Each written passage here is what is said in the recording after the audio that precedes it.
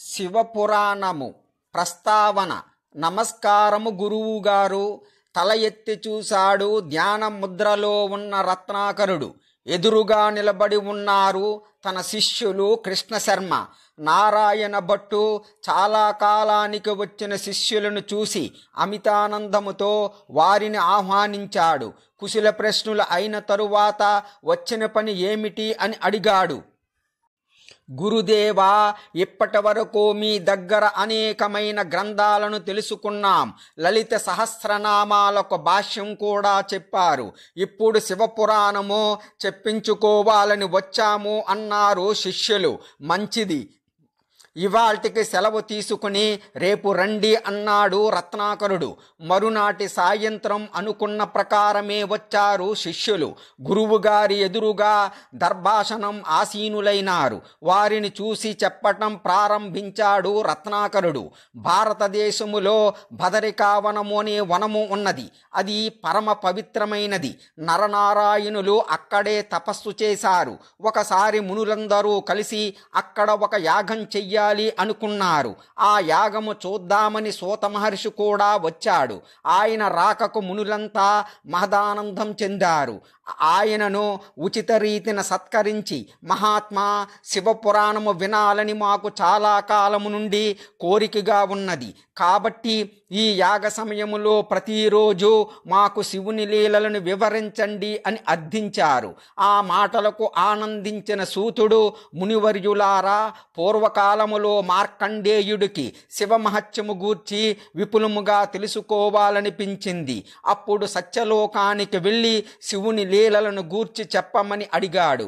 దానికి బ్రహ్మదేవుడు, ఈ విషయమంతా విష్ణువుకు బాగా తెలుసు, అతడి దగ్గరకు వెళ్ళు అన్నాడు. వైకుంఠానికి వెళ్ళాడు మార్కండేయుడు. మార్కండేయుడు వచ్చిన పని తెలుసుకుని శ్రీ మహావిష్ణువు, మార్కండేయ, శివుని లీలలు శివునికి తప్ప ఇతరులకు తెలియవు. కాబట్టి నువ్వు కైలాసం వెళ్ళు, నీ కోరిక తీరుతుంది అన్నాడు.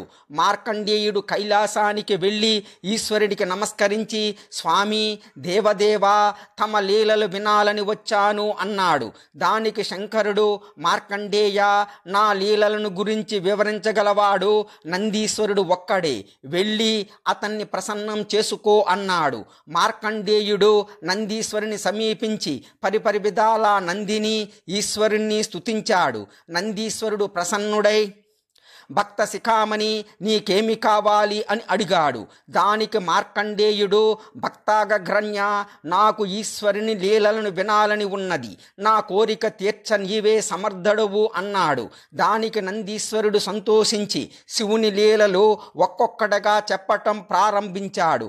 ఈ రకముగా శివపురాణమంతా నందీశ్వరుడు మార్కండేయునికి వివరించాడు అని సూత మహర్షి సౌనికాది మహామునులకు వివరిస్తాడు. ముందుగా నా గురుదేవులకు నమస్కరించి పీఠాధిపతులకు, స్వామీజులకు, అవధూతలకు వందనాలర్పించి హరితస గోత్రీకుడునైన క్రోవి పార్థసారథిని నేను సామాన్యులకు కూడా అర్థం కావాలనే ఉద్దేశముతో అతి సులభమైన శైలిలో శివపురాణాన్ని వ్రాసాను. శివభక్తులు, పండితులు అందరూ నా ఈ ప్రయత్నాన్ని మన్నించి నన్ను ఆశీర్వదించుదురుగాక. నారద భంగం. నాయనలారా, ఇంతవరకు మాయను జయించిన వారెవరూ లేరు. మాయకు ఎవరూ అతీతులు కారు. దీనికి ఉదాహరణముగా ఒక కథ చెబుతాను, వినండి. పూర్వకాలములో నారదుడు ఒకసారి హిమాలయ పర్వతాలలోని మానస సరోవరం దగ్గర పర్ణశాలనొక దాన్ని నిర్మించుకుని భీకరమైన తపస్సు చేస్తున్నాడు. నారదుని తపస్సు భంగము చెయ్యమని దేవేంద్రుడు అప్సరసులను పంపించాడు. అప్సరసులు నారదుని సమీపించి వీణులు విందుగా గానము చేశారు. కన్నులు పండుగగా నాట్యం చేశారు. మహర్షి చెలించలేదు. చివరి అస్త్రముగా అప్సరసులు అంగాంగ ప్రదర్శనం చేశారు. నారదుడు శివశివ అంటూ కనులు మూసుకుని తపస్సుకు ఉపక్రమించాడు. అప్సరాంగనలు దేవేంద్రుని వద్దకు పోయి నారదుని తపస్సు భంగము చెయ్యలేకపోయామని చెప్పి సిగ్గుతో తలలు వంచుకున్నారు. నారదుడు ఆ తపస్సును ఇంద్ర పదవి కోసం చెయ్యటం లేదు, పరమేశ్వరుని అనుగ్రహం కోసం చేస్తున్నాడు అని తెలుసుకుని దేవేంద్రుడు కూడా శాంతించాడు. అప్సరసల వయ్యారములకు లొంగక ఇంద్రియ నిగ్రహము పాటించినందుకు నారదుడు తనను తానే అభినందించుకున్నాడు. లోలోన సంతసించాడు. క్రమముగా ఆ సంతోషము గర్వముగా మారింది. అప్సరాంగలకు లొంగలేదు కాబట్టి మాయను జయించినట్లే అని తీర్మానించుకున్నాడు. ఇలా ఉండగా ఒక రోజున నారదుడు సత్యలోకానికి వెళ్ళి బ్రహ్మదేవుడితో తను తపస్సు చేసిన విధానము, అప్సరాంగలను జయించిన విధానము వివరించి, తండ్రి ఇదే కదా మాయ, ఆ మాయను నేను జయించగలిగాను అన్నాడు. ఆ మాటలు విన్న పరమేష్ఠి నవ్వి ఊరుకున్నాడు. తరువాత నారదుడు కైలాసానికి వెళ్ళి శివుడికి నమస్కరించి, దేవదేవా, శివమాయను జయించటం వల్ల నేను ధన్యుడనైనాను అన్నాడు. ఆ మాటలు విన్న ఈశ్వరుడు, నారద, శివమాయ అంటే ఏమిటో పూర్తిగా నాకే తెలియదు. దాన్ని జయించానంటున్నావు. ఎందుకైనా మంచిది, జాగ్రత్తగా ఉండు అన్నాడు. తరువాత నారదుడు వైకుంఠం చేరి విష్ణువుకు నమస్కరించి తాను చేసిన తపస్సు గురించి తెలిపి, తాత, శివమాయను జయించాను, విష్ణుమాయ కూడా నన్నేమీ చెయ్యలేదు అన్నాడు. ఆ మాటలు విన్న విష్ణుమూర్తి, నారద, త్రిమూర్తులకు మించిన శక్తి ఇంకొకటి ఉన్నది. అదే పరమశక్తి, మహామాయ. దానిని గురించి తెలియని వారు విష్ణుమాయ, శివమాయ అనుకుంటారు. కానీ మహామాయ త్రిమూర్తులను కూడా బద్ధులను చేస్తుంది. మాయకు అతీతుడైన వారెవరూ లేరు. కాబట్టి నువ్వు మాత్రం జాగ్రత్తగా ఉండవలసింది అన్నాడు. ఆ మాటలు విన్న నారదుడు సరే అని తల ఊపి భూలోకానికి బయలుదేరాడు. భూలోకం లోక కళ్యాణపురం అని పట్టణమున్నది. అది సస్యశ్యామలమై ఉన్నది. ఆ రాజ్యాన్ని పాలించే మహారాజుకు యుక్త వయస్సురాలైన కుమార్తె ఉంది. కుమార్తెకు వివాహం చేద్దామని నిశ్చయించి దేశం నలుమూలలా చాటింపు వేయించాడు మహారాజు. రాజభవనముతో పాటు కళ్యాణపురమంతా అందముగా అలంకరించారు. అంత కోలాహలముగా ఉన్నది. ఆ రాజ్యానికి చేరాడు నారదుడు. రాజభవనానికి వచ్చాడు. మహర్షిని చూడగానే రాజు అర్ఘ్యపాద్యాదులు ఇచ్చి స్వాగతం పలికాడు. సుఖాసీనుడైనాడు నారదుడు. మహర్షిని ఘనంగా సత్కరించాడు మహారాజు. చెలికత్తెల రాకుమారిని తోడ్కుని వచ్చారు. రాజహంసలా వచ్చిన రాకుమారి అతి వయ్యారముగా నమస్కరించింది. నిండు యవ్వనములో ఉన్న రాకుమారి అపురూప సౌందర్య రాశి. ఆమెను చూడగానే నారదుని మనస్సు పరిపరి విధాలా పోయింది. ఆమె పేరు రమాదేవి. ఆమె అందచందాలకు ముగ్ధుడైన మహర్షి, రాజా, నీకు అభ్యంతరం లేకపోతే నీ కుమార్తెను నేను వివాహం చేసుకుంటాను అన్నాడు. ఆ మాటలు విన్న రాజు, మునీంద్ర, అంతకన్నా నాకు అదృష్టం ఇంకేదైనా ఉంటుందా? నీ కోరిక తప్పక మన్నించాలి. కానీ నా కుమార్తె శ్రీహరిని తప్ప వేరెవరిని వివాహం ఆడడం అంటుంది. అంతా భగవద్దేచ్ఛ. రేపే కదా స్వయంవరము, మీకు కూడా స్వయంవరానికి విచ్చేయండి అన్నారు. అలాగే తప్పనిసరిగా రేపటి స్వయంవరానికి వస్తాను అని చెప్పి వైకుంఠానికి బయలుదేరాడు నారదుడు.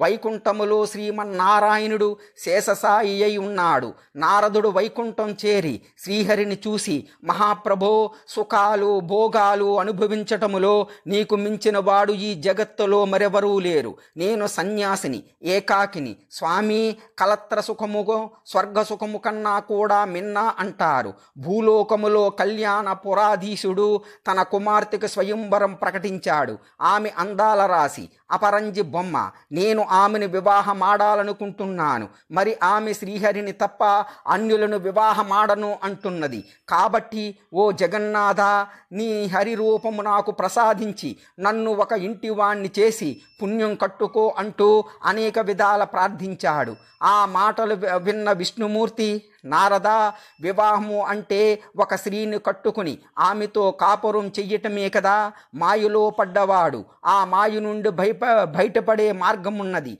కానీ సంసారములో పడ్డడానికి దానిలో నుంచి బయటపడే మార్గమే లేదు. సారము లేనిది సంసారము అని పండితులు చెబుతారు. సంసారవై మాయలో పడితే నిన్ను రక్షించేవారెవరు? ఒక్కసారి ఆలోచించు అన్నాడు. ఆ మాటలకు కోపించిన నారదుడు, తాత, వివాహం చేసుకున్నంత మాత్రం చేతనే మాయలో పడిపోతానా? శివమాయ విష్ణుమాయలను జయించిన వాణ్ణి, ఇప్పటి వరకు నిన్ను ఏమీ అడగలేదు, ఈ ఒక్కటే అడుగుతున్నాను, నీ హరిరూపాన్ని నాకు ప్రసాదించు అన్నాడు. తదాస్తు అన్నాడు విష్ణువు. భూలోకములో కళ్యాణపురం పెళ్లి సందడితో కోలాహలముగా ఉంది. దేశ విదేశాల నుండి రాజులు, మహారాజులు, రారాజులు, లెక్కలేనంత మంది స్వయంవర మంటపానికి విచ్చేశారు. వారందరూ రతనాల హారాలు ధరించారు, వజ్రాలు పొదిగిన కిరీటాలు ధరించారు. వారు ధరించిన వజ్ర వైడూర్యముల కాంతులతో స్వయంవర మంటపము కొత్త కాంతులీనుతోంది. స్వయంవర మంటపం ప్రవేశించాడు నారదుడు. రాకుమారి కోరినట్లుగానే తాను హరిరూపము ధరించి వచ్చాడు. అందాల రాశి తప్పక తననే వరిస్తుంది అని ఆలోచిస్తూ ఒకచోట ఆసీనుడైనాడు. రాకుమారి వరమాలను చేత ధరించి వరాన్వేషణలో బయలుదేరింది. ఆమెతో పాటు చెలికత్తులు ముందు నడుస్తూ అక్కడ ఆసీనులైన రాజుల వివరాలు తెలియజేస్తున్నారు. రాకుమారి మౌనముగా ముందుకు సాగిపోతుంది. రాకుమారి దగ్గరకు రాగానే కూర్చున్న రాజులు మెడల ముందుకు సాచుతున్నారు. మందముగా నడిచిపోతుంది రాకుమారి. అలా నడిచి నడిచి నారదుని వద్దకు వచ్చింది. చెలికత్తెలు ఏమో చెప్పారు. వరమాల కోసం మెడను ముందుకు వంచాడు నారదుడు. చిరునవ్వు నవ్వింది రాకుమారి. గొల్లుమన్నారు చెలికత్తెలు. ఆ కోలాహలానికి అటువైపు చూసిన రాజులు కూడా పగలబడి నవ్వారు. రాకుమారి ముందుకు సాగింది. దూరముగా చివరన కూర్చున్నాడు శ్రీ మహావిష్ణువు. వరమాల ఆయన కంట సీమనలంకరించింది. రాకుమార్తెను తీసుకుని గరుడ వాహనం మీద వైకుంఠానికి వెళ్ళిపోయాడు విష్ణుమూర్తి. ఆ విషయం ఎవ్వరూ పట్టించుకోలేదు. స్వయంవర మంటపములోని రాజులు అందరూ తననే చూసి ఇంకా నవ్వుతూనే ఉన్నారు. ఏమి జరిగిందో అర్థం కాలేదు నారదుడికి. చివరకు ఉండబట్టలేక అడిగాడు. వారందరూ తనను చూసి ఎందుకు నవ్వుతున్నారు అని. దానికి రాజులంతా, ఏమయ్యా, నువ్వెవరో పిచ్చివాడులాగున్నావు. ఒంటి మీద ఉన్న వస్త్రాలు, ఆభరణాలు చూస్తే శ్రీనాథుడిలాగా ఉన్నావు. కానీ నీ ముఖం ఒక్కసారి చూసుకో, కోతిలాగా ఉన్నది. అట్టి నిన్ను రాకుమారి ఏ రకముగా వరిస్తుందనుకున్నావు అంటూ ఎగతాళి చేశారు. నారదుడికి విషయం అర్థం అయ్యింది. తనకు శ్రీహరి రూపాన్నిమ్మంటే కోతి రూపాన్నిచ్చాడు విష్ణుమూర్తి. ఈ కారణముగా సభలో తీరని పరాభవం జరిగింది, తలవంపులయ్యింది. దీనికి కారణమైన విష్ణువును క్షమించరాదు అనుకుంటూ కోపముతో ఊగిపోతూ ఉటాహుటిన వైకుంఠం చేరాడు. అక్కడ శ్రీ మహావిష్ణువుని చూసి, నారాయణ, నీవు ఇంత మోసం చేస్తావనుకోలేదు. దేశ దేశాల నుండి వచ్చిన రాజుల మధ్య నన్ను ఘోరముగా అవమానించావు. దీని ఫలితముగా నీకు శాపం ఇస్తున్నాను. భార్య కోసం నేను ఏ విధముగా తల్లడిల్లిపోయానో అలాగే నువ్వు కూడా నీ భార్య కోసం నానా కష్టాలు పడతావు. నాకు కోతి ముఖం ప్రసాదించావు కాబట్టి ఆ వానర మూకలే నీకు కష్టకాలములో సాయముగా నిలుస్తాయి అన్నాడు. ఆ మాటలు విన్న శ్రీ మహావిష్ణువు, నారద, శివమాయ నిన్ను ఆవహించింది. హరి రూపము కావాలని కదా నువ్వు అడిగావు. హరి అంటే కోతి అని అర్థం నీకు తెలియదా? జ్ఞాన వైరాగ్యాలు కోల్పోయి ఈ రకముగా కోరటం నీకు తగినదా? ఒక్కసారి ఆలోచించు. నిన్ను నేను మోసగించానా? నువ్వు మాత్రం నన్ను అకారణముగా శపించావు. నీ శాపం నిష్ఫలం కాదు. అయితే త్రేతాయుగములో శ్రీరామచంద్రుడుగా దశరథుని ఇంట పుట్టి నీ శాపాన్ని అనుభవిస్తాను. నువ్వు నన్ను శపించినా నేను మాత్రం నీకు వరమిస్తున్నాను. కలహప్రియుడు అయినప్పటికీ ముల్లోకములందు గౌరవించబడుతూనే ఉంటావు అన్నాడు. ఆ మాటలు విన్న నారదుడు విష్ణుమూర్తి కాలపై పడి, స్వామి, క్షమించవలసినది, నా తప్పులను మన్నించు, సదా నీ అనుగ్రహానికి పాత్రుడేటట్లు నన్ను అనుగ్రహించు అని వేడుకున్నాడు. ఆ తరువాత విష్ణుమూర్తి ఆశీసులందుకుని తీర్థయాత్ర చెయ్యటానికి బయలుదేరాడు నారదుడు. కాబట్టి శిష్యులారా, ఈ రకముగా మాయను జయించానని విర్రవీగిన నారదుడికి గర్వభంగం అయ్యింది అంటూ వివరించాడు రత్నాకరుడు. సృష్టి రహస్యం గురువర్య, అసలు సృష్టి ఏ రకముగా జరిగిందో వివరించండి అన్నాడు కృష్ణశర్మ. నాయన, శివపురాణములోని సృష్టి రహస్యాన్ని వివరిస్తాను, వినవలసింది అంటూ ప్రారంభించాడు రత్నాకరుడు. సృష్టికి పూర్వము ఈ జగత్తంతా జలమయముగా ఉండేది. ఎటు చూసినా మహాసముద్రమే, దానికి ఎల్లలు లేవు. ఆ నీటి నుండి ఒక మహా తేజస్సు ఆవిర్భవించింది. క్రమముగా ఆ కాంతి పుంజము ఒక రూపము దాల్చింది. తేజోమయమైన ఆ కాంతి పుంజమే పరబ్రహ్మము, అదే పరమశివుడు. ఆ పరబ్రహ్మ సృష్టి చేయాలని సంకల్పించిన వాడై తన శరీరములోని ఎడమ భాగము నుండి ప్రకృతి స్వరూపుని కల్పించాడు. ఆమె ఆదిశక్తి, పరాశక్తి, జగన్మాత. శక్తి ప్రాదుర్భమైన తరువాత పరమేశ్వరుడు సృష్టి ప్రారంభించాడు.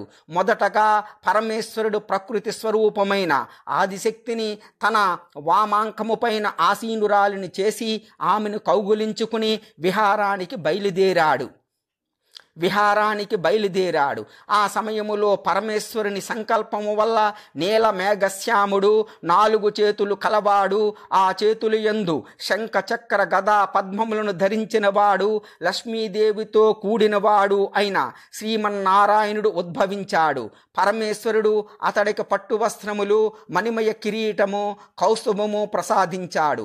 అతడు పీత వస్త్రములు ధరించాడు కాబట్టి పీతాంబరుడు, లక్ష్మీ సమేతుడు కాబట్టి మాధవుడు, విశ్వవ్యాప్తి కాబట్టి విష్ణువు, సృష్టికి ముందుగా పుట్టాడు కాబట్టి పురుషోత్తముడు అని ప్రసిద్ధి చెందాడు. పరమేశ్వరుడు నారాయణుడికి ఓం నమఃశివాయ అనే పంచాక్షరి మహామంత్రాన్ని ఉపదేశించి, నారాయణ, సర్వకాల సర్వావస్థలయందు ఈ మంత్రాన్ని జపించు, ఈ జగసృష్టిలో నీదే ముఖ్య పాత్ర అని చెప్పాడు.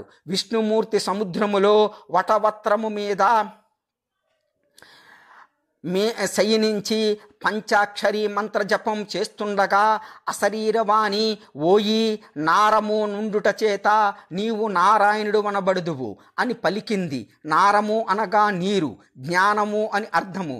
అందుకే శ్రీమన్నారాయణుడు జ్ఞాననిధి. ప్రకృతి త్రిగుణాత్మకమైనది, అనగా సత్వ రజస్తమో గుణాలతో కలిసి ఉన్నది. పరబ్రహ్మ చిచక్తాత్మకమగు తన వీర్యమును గుణసంచలము లేనప్పుడు ప్రకృతి యొక్క యోనియందుంచాడు. దీనివల్ల మహతత్వము పుట్టింది. మహతత్వము వికారము పొందటం వల్ల అహంకారము జనించింది. ఈ రకముగా అవ్యక్తమైన పరబ్రహ్మ నుండి మహతత్వము, అహంకారము వచ్చాయి. అహంకారము నుండి పంచతన్మాత్రలు, శబ్ద, స్పర్శ, రూప, రస, గ్రంథాలు, వాటి నుండి పంచభూతాలు, పృథివీ, జలము, తేజస్సు, వాయువు, ఆకాశము, వాటి నుండి జ్ఞానేంద్రియాలు, కర్మేంద్రియాలు, మనస్సు, బుద్ధి, చిత్తము ఉద్భవించినాయి. ఇప్పుడు శ్రీ మహావిష్ణువు సృష్టి చేయగోరి వేదములు, 24 తత్వములు, త్రిగుణములను ఒక్కసారి స్మరించాడు. ఆ సమయములో అతని నాభి నుండి మహాపద్మము ఒకటి ఆవిర్భవించింది. అందులో 5 ముఖాలతో బ్రహ్మ సరస్వతీ సమేతుడై ఉన్నాడు. అప్పుడు బ్రహ్మ తమోగుణ ప్రధానుడు. కనుచూపు మేరలో బ్రహ్మకు జలము తప్ప ఏదీ కనిపించలేదు. అప్పుడు పరమేశ్వరుని ఆజ్ఞపై ఓంకార జపం చెయ్యటం మొదలుపెట్టాడు. బ్రహ్మ తపస్సుకు మెచ్చి లక్ష్మీనారాయణుడు ప్రసన్నమైనాడు. విష్ణువును చూసి, బ్రహ్మ నువ్వు ఎవరవు, ఇచ్చటకేల వచ్చితివి అన్నాడు. దానికి నారాయణుడు, కుమార, జగత్తును సృష్టించాలనే కోరికతో ముందుగా నాభి కమలము నుండి నిన్ను సృష్టించాను. సృష్టికి ఆధారమైన వేదములను నీకు ప్రసాదిస్తున్నాను. నీకే వరం కావాలో కోరుకో అన్నాడు. అప్పుడు తమోగుణ ప్రధానుడైన బ్రహ్మ, నేను స్వయంభువును, ఆది పురుషుడను, నా పుట్టుకు కారణం నువ్వు ఎలా అవుతావు అని అడిగాడు. విష్ణువు ఎంతగా నచ్చ చెప్పాలని ప్రయత్నించినా బ్రహ్మ వినలేదు. దాంతో విష్ణువు పరమేశ్వరుని ప్రార్థించాడు. అప్పుడు పరమేశ్వరుడు ఓంకారనాదం చేస్తూ జ్యోతిర్లింగ రూపములో బ్రహ్మ విష్ణువుల మధ్య ఉద్భవించాడు. ఆ లింగాన్ని చూసి బ్రహ్మ విష్ణువులు అమితాశ్చర్యము పొందారు. ఆ లింగానికి తుది మొదలు కనిపించలేదు. జ్యోతిర్లింగానికి ఆద్యంతములు కనుగొన్నవాడే అధికుడు అని నిర్ణయించుకున్నారు తండ్రి కుమారులు. విష్ణు యజ్ఞ వరాహ రూపములో అధోముఖంగాను, బ్రహ్మహంస వాహనం మీద ఊర్ధ్వముఖంగాను ప్రయాణము చేశారు. ఇలా 100 సంవత్సరాలు గడిచాయి. కానీ బ్రహ్మ విష్ణువులు ఆ లింగము యొక్క ఆద్యంతములు తెలుసుకోలేకపోయారు. అప్పుడు ఆ ఇద్దరు ఇంతకాలమైనా జ్యోతిర్లింగము యొక్క తుది మొదలు కనుక్కోలేకపోయినాము, మనలో ఎవరు గొప్ప అనేది తేలలేదు, కాబట్టి ఇద్దరం కలిసి ఆ పరమేశ్వరుణ్ణి ప్రార్థిద్దాము అనుకుని పరమేశ్వరుణ్ణి భక్తి శ్రద్ధలతో పరిపరి విధాలా ప్రార్థించారు. వారి ప్రార్థన మన్నించిన పరమేశ్వరుడు పినాకా పాని అయి వారి మధ్యన సాక్షాత్కరించి బ్రహ్మను చూసి, బ్రహ్మదేవా, ఈ జగత్తును సృష్టించటం కోసం నువ్వు విష్ణువు యొక్క నాభికమలము నుండి పుట్టావు. సరస్వతీదేవి నీకు తోడుగా ఉంటుంది. ఇప్పుడు తమోగుణము చేత ఆవరించబడి ఉన్నావు. ఆ కారణము చేత నీవెవరివో నీకు తెలియటం లేదు. విష్ణుమూర్తి ఇచ్చిన వేదాలను ఆధారము చేసుకుని సృష్టి కార్యము కొనసాగించు అన్నాడు. తమోగుణుడై బ్రహ్మ పరమేశ్వరుని లక్ష్య పెట్టలేదు. అంతేకాకుండా నేను సృష్టికర్తను, నాకు 5 ముఖాలున్నాయి, మరి నాకు 5 ముఖాలు ఎందుకున్నాయి అన్నాడు. దానికి పరమేశ్వరుడు కోపించి ఎడమ చేతి చిటికిన వేలు గోటితో బ్రహ్మ యొక్క 5వ తలను ఖండించి వేశాడు. బ్రహ్మను తమోగుణం వదిలిపోయింది. చేసిన తప్పు తెలుసుకుని క్షమించమని పరమేశ్వరుని వేడుకున్నాడు. పరమేశ్వరుడు ప్రసన్నుడై, బ్రహ్మదేవా, వేదాలను తీసుకో, ఆ విజ్ఞానము వల్ల సృష్టి ప్రారంభించు. బ్రహ్మదేవుడైన నువ్వు సృష్టికర్తవు, విష్ణుమూర్తి స్థితికర్త. నేను రుద్రుని రూపములో లయము కానిస్తాను. మనమే త్రిమూర్తులము. మనము 3 రూపాలలో ఉన్నప్పటికీ మనకు భేదములుండవు. నేను శివుడు, శంభుడు, మహేశ్వరుడు అని అనేక పేర్లతో పూజింపబడుతుంటాను. నేను సౌరాష్ట్రమున సోమనాథుడను, శ్రీశైలములో మల్లికార్జునుడను, ఉజ్జనిలో మహాకాలుడను, ఓంకారములో అమలేశ్వరుడు, హిమాలయాలలో కేదారేశ్వరుడు, డాకినిలో భీమశంకరుడు, వారణాసిలో విశ్వేశ్వరుడు, నాసికలో త్రయంబకేశ్వరుడు, పల్వర క్షేత్రములో వైద్యనాథుడు, దారుకావనములో నాగేశ్వరుడు, రామేశ్వరములో రామేశ్వరుడు, శివాలయములో కృష్ణేశుడు అని 12 స్థానాలలో జ్యోతిర్లింగ రూపములో వెలసి పూజింపబడతాను అని చెప్పి అంతర్ధానమైనాడు. ఆ తరువాత బ్రహ్మదేవుడు ఈ జగత్తును ఏ విధముగా సృష్టి చేశాడో చెబుతాను వినండి. బ్రహ్మ సరస్వతీ సమేతుడై పద్మాసనం మీద కూర్చుని ఉన్నాడు. ఆ నీటిలో ఒక అండము తేలుతూ వచ్చింది. దాని నుంచి ఓంకారము వినవస్తోంది. బ్రహ్మ ఆ అండములో ప్రవేశించి తమోగుణ ప్రధానమైన శరీరాన్ని వదిలి 4 ముఖాలు కలిగిన శరీరాన్ని ధరించాడు. బ్రహ్మ వదిలిన తమమే రాత్రి అనబడుతోంది. బ్రహ్మ ముఖము నుంచి పరమేశ్వరుని అనుగ్రహం వల్ల ఓంకారము వచ్చింది. దాని నుంచి భూలోక, భువర్లోక, సువర్లోకాలు పుట్టినాయి. తరువాత సూర్యుడు, తపము, సత్యము మొదలైనవి ఏర్పడ్డాయి. బ్రహ్మ యొక్క తూర్పు ముఖము నుంచి ఋగ్వేదము, దక్షిణ ముఖము నుండి యజుర్వేదము, పశ్చిమ ముఖము నుండి సామవేదము, ఉత్తర ముఖము నుండి అధర్వణ వేదము వచ్చినాయి. ఈ సృష్టి అంతా ఋగ్వేదాన్ని అనుసరించి జరిగింది. ప్రకాశవంతుడైన సూర్యుడే ఓంకార స్వరూపుడైన పరబ్రహ్మ. సూర్యుని వేడికి నీరంతా ఎండిపోయింది. గ్రుడ్డుపై భాగము ఆకాశము, క్రింద భాగము భూమి అయినాయి. బ్రహ్మ మొదటగా సనక, సనందన, సనత్కుమార, సనజ్జాతులను సృష్టించాడు. వారు ఈ సృష్టి కార్యమునకు విముఖులై తపోవనానికి వెళ్ళిపోయారు. అది చూసి విచారముతో మునిగిపోయాడు. అప్పుడు విష్ణువు, రుద్రుడు అక్కడికి వచ్చి సృష్టి కార్యములో తాము కూడా సహాయపడతామని చెప్పగా శ్రీమన్నారాయణుడు బ్రహ్మ సరస్వతులకు సత్యలోకము, లక్ష్మీనారాయణులకు వైకుంఠము, ఉమామహేశ్వరులకు కైలాసము నివాస స్థానాలుగా ఏర్పాటు చేశాడు. అప్పుడు విష్ణువు పంచాక్షరీ మంత్రాన్ని, శివుడు అష్టాక్షరీ మంత్రాన్ని, బ్రహ్మ ఓంకారాన్ని జపించారు. ఆ సమయములో బ్రహ్మ మానసపుత్రులైన ప్రజాపతులు ఉద్భవించారు. వీరు 21 మంది. బ్రహ్మ, మనువు, దక్షుడు, భృగువు, ధర్ముడు, యముడు, సురుచి, అంగిరసుడు, అత్రి, పులస్తుడు, పులహుడు, క్రతువు, కశ్యపుడు, వశిష్ఠుడు, పరమేష్టి, సూర్యుడు, సోముడు, కర్ధముడు, క్రోధుడు, అర్వాకుడు, ప్రీతుడు. దక్ష ప్రజాపతికి 64 మంది కుమార్తెలు. వీరిలో అదితి, దితి, వినత, కద్రువ, శశ, ముని, అరిష్ట, మాతంగి, తామ్ర ఇలా అనే 10 మందికి కశ్యపునికిచ్చి వివాహం చేశాడు.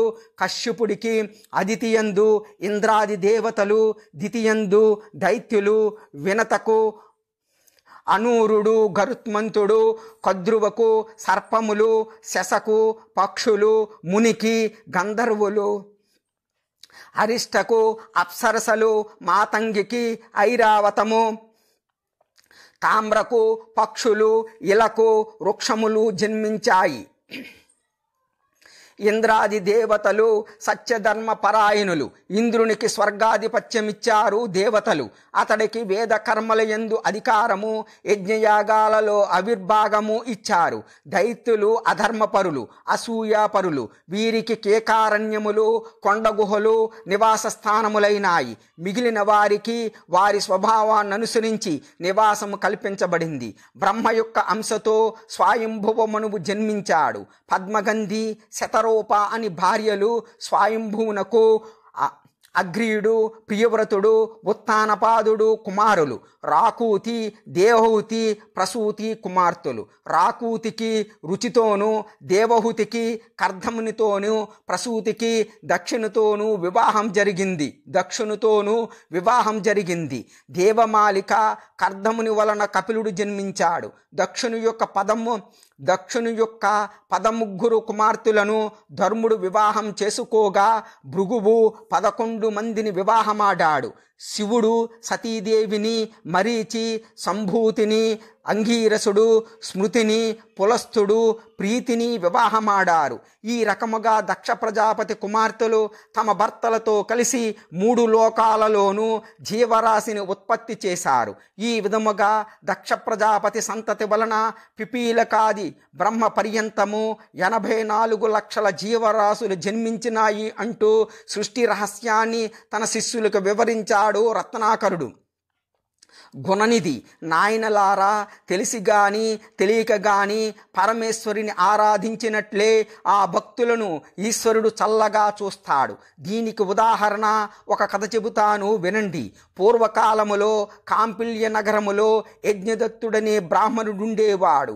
ఆయన వేదాంగ విధుడు, శాస్త్రవేత్త, పరమనిష్టాగరిష్ఠుడు. రాజాధరణతో పాటు ప్రజల మన్ననలు కూడా పొందాడు. సదాచార సంపన్నుడని పేరు తెచ్చుకున్నాడు.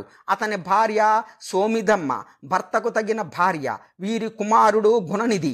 ఒకడే కుమారుడు కావటం చేత అతన్ని అల్లారు ముద్దుగా పెంచారు. పిల్లవాడికి 7వ ఏడు రాగానే ఉపనయమును కూడా చేశారు. విద్యాభ్యాసానికి పంపారు. కానీ అతడు చదువు సంధ్యలు మాని సోమరి అయి చెడు స్నేహాలకు అలవాటు పడ్డాడు. ఈ విషయం తెలిసిన ఒక్కగానొక్క కొడుకు కావటం చేత తల్లి గారాభం చేస్తుండేది. దండించేది మాత్రం కాదు. రాజుగారి కొలువు, పండిత చర్చలతోనే తండ్రికి కాలం సరిపోయేది. కుమారుని గురించి పట్టించుకునేవాడు కాదు. గుణనిధి క్రమముగా పెరిగి పెద్దవాడైనాడు. అతడితో పాటే అతని చెడు అలవాట్లు కూడా పెరిగాయి. దుర్జన సాంగత్యము, మద్యపానము, జోదము వంటి వ్యసనాలు అలవాట పడ్డాయి. రాత్రి పగలు లేదు.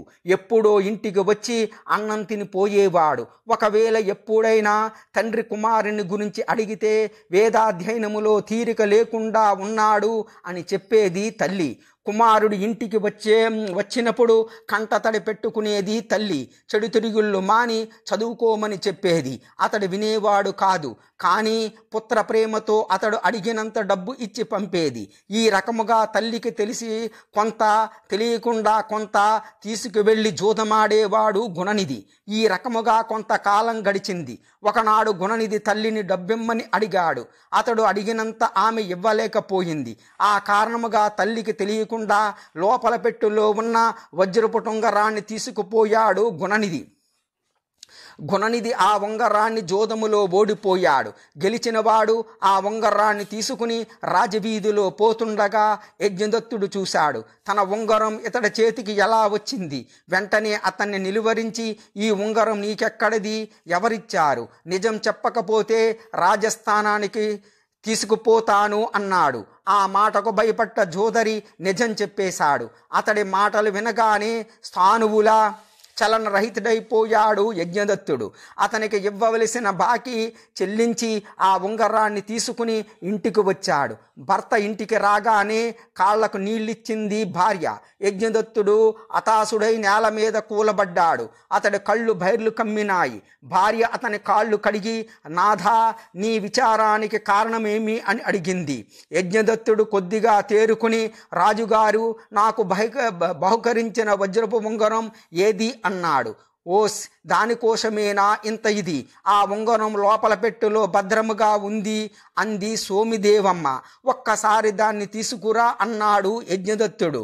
ముందు స్నానము చేసి భోజనం చెయ్యండి, ఆ ఉంగరం ఎక్కడికి పోదు, లేవండి అంటూ మాట తప్పించుకోవటానికి ప్రయత్నించింది భార్య. దానికి కోపగించిన యజ్ఞదత్తుడు, ఓసి పాపిష్టిదానా, నిజం చెప్పు, నీ కొడుకు వేద మంత్రాలు వలిస్తున్నాడా? అసలు గురువు దగ్గరకు వెళుతున్నాడా? స్నానము, సంధ్యావందనము, జపము, అగ్నిహోత్రము, ఈ మాటలైనా వాడికి తెలుసా? నీ మాటలు నిజమని ఇంతకాలం నమ్మాను. నీ మూలముగా ఈ రోజున నా పరువు ప్రతిష్టలు పూర్తిగా పోయినాయి. ఎంత పని చేశావు అంటూ గద్దించాడు. భార్య మారు మాట్లాడలేదు, కంట తడబెట్టింది. ఈ విషయం గుణనిధికి తెలిసింది. ఇంటికి వెళ్ళే ధైర్యం చాలలేదు. ఏం చెయ్యాలో తెలియక ఊరు వదిలి పారిపోయాడు. ఉన్నప్పుడు తినడం, లేనప్పుడు పస్తు ఎక్కడికి వెళ్ళాలి, ఏం చెయ్యాలి, ఇలా ఆలోచిస్తూ ఒక గ్రామం చేరాడు. ఆ ఊళ్ళో ఒక శివాలయం ఉంది. ఎక్కడికి వెళ్ళాలో తెలియని గుణనిధి శివాలయంలోకి వెళ్ళాడు. ఆ రోజు శివరాత్రి. ఆ రాత్రంతా భక్తులు అక్కడ చేరి భజనలు చేస్తున్నారు. గత 2 రోజులుగా భోజనం చెయ్యటలేదు గుణనిధి. నీరసించిపోతుంది శరీరం తూలిపోతుంది. నిద్రపోదామంటే అంతా భజన గోలగా ఉంది. ఇంతలో భక్తుల పూజలు పూర్తయినాయి. భగవంతుడికి నివేదనలు చేశారు. వారంతా ఆ రోజు ఉపవాసం ఉన్నారు కాబట్టి ఆ ప్రసాదమే ఎవరూ తినలేదు. తెల్లవారబోతున్నది. భక్తులు స్నాన సంధ్యలు పూర్తి చేసుకోవటానికి బయటికి వెళ్ళారు. ఆలయములో ఎవ్వరూ లేరు. దేవుని విగ్రహం దగ్గర అనేక రకాలైన తినుబండారాలు, గుమగుమ వాసనలు. ఆకలి బాధతో అలమటిస్తున్న గుణనిధికి శివుని అనుగ్రహం లభించినట్లు అనిపించింది. మెల్లగా లేచి గర్భాలయములోకి ప్రవేశించాడు. అక్కడ దీపారాధన కొండెక్కింది. పైనున్న బట్ట చింపి నూనెలో ముంచి వెలిగించాడు. ఆ వెలుతురులో ప్రసాదమున్న పాత్రలు చేతిలోకి తీసుకున్నాడు. ఇంతలో బయట ఎవరో వస్తున్న అలికిడి అయ్యింది. వాళ్ళు వచ్చి తనని అడ్డగిస్తారేమో అని భయపడి పారిపోయాడు. అతన్ని చూసిన భక్తులు దొంగ అని అరిచి పట్టుకో ప్రయత్నించారు. ఆ కంగారులో గర్భగుడి బయటకు వచ్చి అక్కడ ఉన్న నందీశ్వరుడి మీద పడ్డాడు. తలకు బలమైన గాయమయ్యింది. స్పృహ కోల్పోయి కొద్ది క్షణాలలోనే మరణించాడు. గుణనిధి ప్రాణాలు తీసుకుపోవటానికి యమదూతలు వచ్చారు. అతని కోసం శివభక్తులు కూడా వచ్చారు. ఇతడు పాపి, జోధరి, దొంగ కాబట్టి యమలోకానికి రావాలి అన్నారు యమకింకరులు. మహాశివరాత్రి నాడు ఉపవాసమున్నాడు. రాత్రంతా జాగారం చేశాడు. పైగా తెల్లవారకుండానే ప్రాణాలు కూడా వదిలాడు. కాబట్టి కైలాసానికి రావాలి అన్నారు శివభటులు. ఈ రకముగా వీరి మధ్య వాదోపవాదాలు జరుగుతుండగా ఆకాశము నుండి దివ్య విమానం ఒకటి వచ్చింది. అప్పుడు శివదూతలు, ఓ యమభటులారా, లోకములో ఎవరైనా సరే తెలిసి గాని తెలియక గాని శివరాత్రి ఉపవాసముండి జాగారము చేసినట్లయితే వారికి కైలాస ప్రాప్తి కలుగుతుంది. ఇతడు ఆ 2 పనులు చేశాడు. పైపెచ్చు శివరాత్రి రోజున మరణించాడు. కాబట్టి ఇతడికి శాశ్వతముగా కైలాసములో ఉండే యోగ్యత లభించింది. అందుచేత గుణనిధిని కైలాసానికి తీసుకుపోతున్నాము అంటూ అతన్ని దివ్య విమానము ఎక్కించి కైలాసానికి తీసుకుని పోయారు. గుణనిధి కైలాసములో చాలా కాలము ఉండి తరువాత కళింగ దేశపు రాజకుమారుడుగా జన్మించాడు. తండ్రి తరువాత ఇతడే రాజైనాడు. ఇతని పేరు ఆరింధముడు. ఇతడు గొప్ప శివభక్తుడు. శివాలయాలు కట్టించాడు. చేశాడు, యజ్ఞయాగాలు చేశాడు, పండితులకు అగ్రహారాలు దానం చేశాడు, శివకేశవులకు భేదము లేదని ప్రసారం చేశాడు, నిరతాన్న దానం చేశాడు. చివరకు అవసాన కాలములో అష్టాక్షరీ మంత్రాన్ని జపిస్తూ ప్రాణాలు వదిలాడు. బ్రహ్మ మానస పుత్రుడు పులస్తుడు, అతని కుమారుడు విశ్రువు భరద్వాజుని కుమార్తె దేవవర్ణిని వివాహమాడాడు.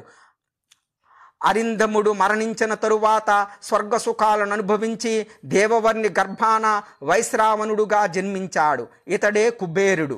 కుబేరుని అందచందాలు బలపరాక్రమాలు చూసి ముచ్చటపడి పాతాళలోకములో ఉన్న సుమతి తన కుమార్తె కైకసిని పిలిచి, నువ్వు ఏ రకంగానైనా సరే విశ్రువుని వివాహమాడి అతడి వల్ల కుబేరుని వంటి కుమారుని కనవలసింది అన్నాడు. తండ్రి మాట శిరసావహించి కైకసి విశ్రువు వద్దకు వెళ్ళింది.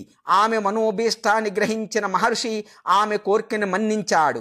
అది అసుర సంధ్య కావటము చేత ఆమెకు రాక్షసులు జన్మించారు. వారే రావణ కుంభకర్ణులు. కుబేరుడు శివుని గురించి తపస్సు చేసి వరాలు పొందాడు. విశ్వకర్మ లంకానగరాన్ని నిర్మించి కుబేరుడికిచ్చాడు.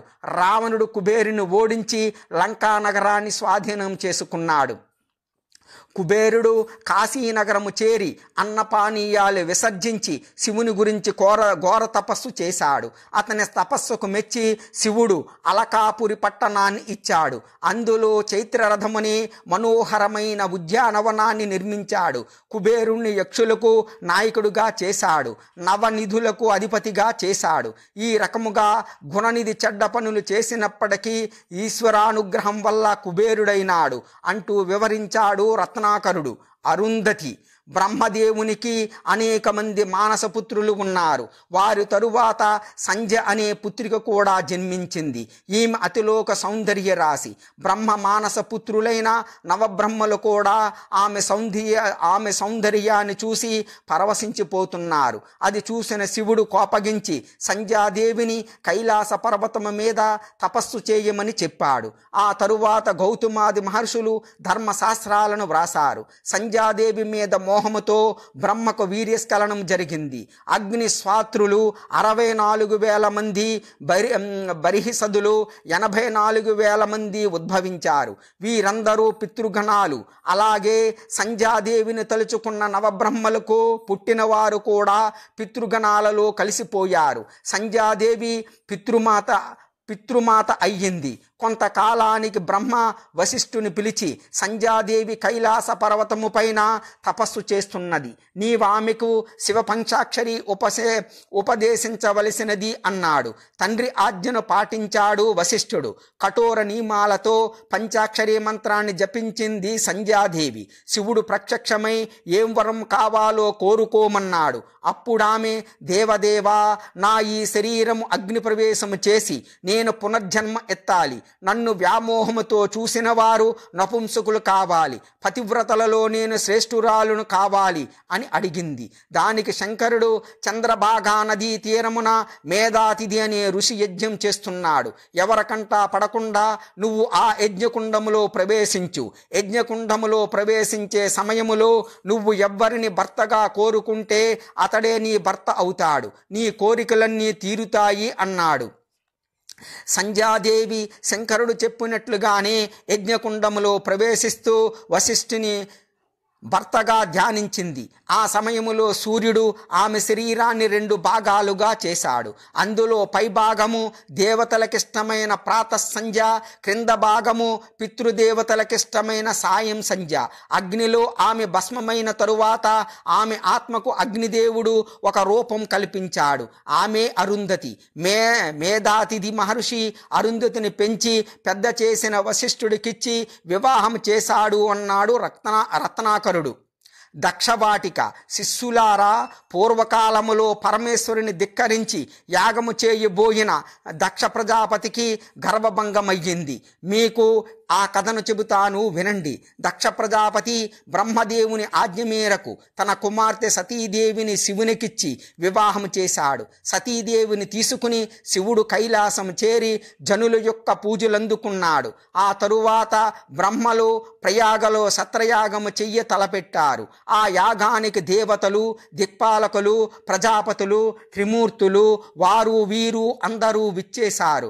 దక్షుడు యాగశాలలోకి ప్రవేశించగానే సభాసదులందరూ లేచి నిలబడి ఆయనకు గౌరవ సూచకముగా స్వాగతము పలికారు. కానీ శివుడు మాత్రం ఆసనము నుంచి లేవలేదు. అది చూసిన దక్షుడు అల్లుడు తనను అవమానించాడని భావించాడు. శివుని చర్యను సహించలేకపోయాడు. శివుడు చేసిన పని వల్ల ధర్మము కుంటుపడుతున్నది. ఇతడు నా అల్లుడు, నన్ను గౌరవించవలసిన వాడు. అది లేకపోగా కూర్చున్న చోట నుండి కదలక నన్ను అవమానించాడు. వేదమును శూద్రునికి చెప్పినట్లుగా నా కుమార్తెను తనకిచ్చి అపాత్రదానం చేశాను. ఇప్పుడు విచారించి లాభమేమిటి? బూడిద పూసుకుని తిరిగే ఇతడు నన్ను గౌరవించకపోతే నష్టము ఏమిటి? ఈ పిశాచ నాయకుడు నన్ను అవమానించినందుకు గాను ఇక నుంచి ఇతనికి యజ్ఞయాగములలో ఆవిర్భాగము లేకుండా ఉండుగాక అని శపించాడు. శివుడు మాత్రం మౌనం వహించి నిర్వికారముగా ఉండిపోయాడు. కానీ శివుని శపించినందుకు అతని వాహనమైన నందీశ్వరునికి మాత్రం కోపం వచ్చింది. అతడు సమస్త జగదాధారుడు, సర్వలోకైక పూజ్యుడు అయిన శివుని శపించిన దక్షుని ముఖము తేజోహీనముగుగాక అన్నాడు. ఆ మాటలు విన్న దక్షుడు క్రుద్ధుడై, ఓరి నంది, శివునితో బాటు నీకు కూడా యజ్ఞయాగాలలో ఆవిర్భాగముండదు అని శపించాడు. ఆ శాపానికి రెచ్చిపోయిన నందీశ్వరుడు, ఓ బ్రాహ్మణోత్తములారా, దక్షుడు శివుని శపించినా చూస్తూ ఊరుకున్నారు. కాబట్టి బ్రాహ్మణులు శూద్రులకు పురోహితులై దాన ధర్మాలు పట్టండి, దరిద్రముతో బాధపడండి, బ్రహ్మరాక్షసులు కండి అని ప్రతిశాపం పెట్టాడు. సభలో ఉన్న బ్రాహ్మణులంతా గగ్గోలు పెట్టారు. అప్పుడు శివుడు కల్పించుకుని, నందీశ్వర, బ్రహ్మద్వేషము అన్నద్వేషము పనికిరావు, శాంతించు అన్నాడు. నంది శాంతించాడు. ఎవరి స్థానాలకు వారు కదిలి వెళ్ళిపోయారు. దక్షుడు మాత్రం సమయం దొరికినప్పుడల్లా శివుని అవమానించటానికి ప్రయత్నిస్తూనే ఉన్నాడు. ఒకసారి దక్ష ప్రజాపతి బృహస్పతి సవనము అనే యాగాన్ని ఏర్పాటు చేసి యాగానికి దేవతలను, యక్ష, గంధర్వ, కిన్నెర, కింపురుష, సిద్ధ సాధ్యులను, పన్నగులను అందరినీ పిలిచాడు. కానీ శివుడిని, సతీదేవిని మాత్రం పిలవలేదు. కనీసం కబురు కూడా పంపలేదు. యజ్ఞం ప్రారంభమయ్యింది. ఋత్వికులు వేదమంత్రాలు చదువుతున్నారు. భృగువు, మరీచి, దదీచి మొదలైన శివభక్తులు ఈ యాగానికి శివుడు ఎందుకని రాలేదు అని దక్షుడిని అడిగారు. దానికి శివుడు భూత ప్రేత పిశాచాలకు అధిపతి, అతడు ఇక్కడకు రావటానికి లేదు అన్నాడు దక్షుడు. దానికి వారు, ప్రజాపతి, శివుడు మంగళకరుడు, అతడు లేని చోట అమంగళం జరుగుతోంది, కాబట్టి మేము ఇక్కడ ఉండము అని వెళ్ళిపోయారు. వామదేవుడు, గౌతముడు, అలాధుడు మొదలైన వారు కూడా వారిని అనుసరించారు. దక్షుడు వారిని లెక్క చేయలేదు. యజ్ఞము ప్రారంభమయ్యింది. సతీదేవి కైలాసములో చెలులతో కలిసి విహరిస్తూ ఉన్నది. పైనుండి విమానములో దేవగంధర్వులు వెళుతున్నారు. వీరంతా ఎక్కడికి వెళుతున్నారని చెలులను అడిగింది. దక్ష ప్రజాపతి యజ్ఞాన్ని గురించి వివరించారు చెలులు. తండ్రి చేసే యాగానికి తను కూడా వెళ్ళాలి అనుకుంది. కానీ తండ్రి తనను పిలవలేదు. అయినా తనకు ఆహ్వానం ఎందుకు, తండ్రి ఇంటికే కదా అనుకుని ఈశ్వరుని వద్ద పోయి తన తండ్రి చేసే యాగాన్ని గురించి చెప్పి, నాథా, మనము కూడా వెడదాము అన్నది. పిలవని పేరంటానికి వెళ్ళొద్దు అన్నాడు శివుడు. కాదు, నేను ఒంటరిగానైనా వెడతాను అన్నది. ఇక కాదనలేక భూతగణాలను తోడిచ్చి పంపాడు శివుడు. సతీదేవి భూతగణాలు తోడురాగా దక్షయజ్ఞానికి వెళ్ళింది. సతీదేవిని తల్లి మనసారా ఆహ్వానించింది. అక్క చెల్లెలు మాత్రం పొడి మాటలు మాట్లాడారు. ఈ వింత పరిణామానికి ఆశ్చర్యపోయింది సతీదేవి. తనతో ఎంతో ప్రేమగా ఉండే అక్క చెల్లెళ్ళు ఎందుకలా ప్రవర్తిస్తున్నారో అర్థం కాలేదు. యాగశాలలోకి వెళ్ళింది.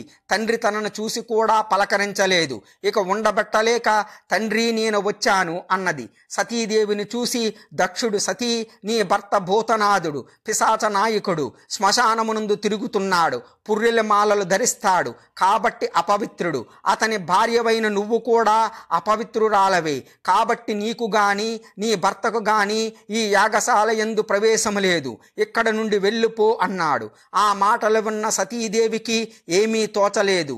పుట్టినింట్లో ఘోర అవమానము జరిగింది. భర్త మాట కాదని వచ్చినందుకు తగిన శాస్తి జరిగింది. ఇంత అవమాన భారముతో ఇంటికి వెళ్ళలేదు, ఇక్కడా ఉండలేదు. అందుచేత యోగాగ్నిని రగిల్చి అందులో దగ్ధమైపోయింది. ఆమెతో పాటు వచ్చిన పిశాచ గణాలు యాగశాలను బేభత్సం చెయ్యటానికి పూనుకున్నాయి. భృగు మహర్షి దక్షిణాగ్నిలో అభిచారికిగా హోమము చేసి వాటిని శాంతపరిచాడు. పిశాచ గణాలు పరిగెత్తుకుపోయి శివునికి జరిగిన విషయాన్ని వివరించాయి. శివుడు కోపాగ్నితో హుంకరించి తన జటాజూటములోని జడనొక దానిని లాగి నేల మీద కొట్టాడు. అందులో నుంచి భద్రకాళి, వీరభద్రులు భయంకరముగా వికటాటాసం చేస్తూ పుట్టారు.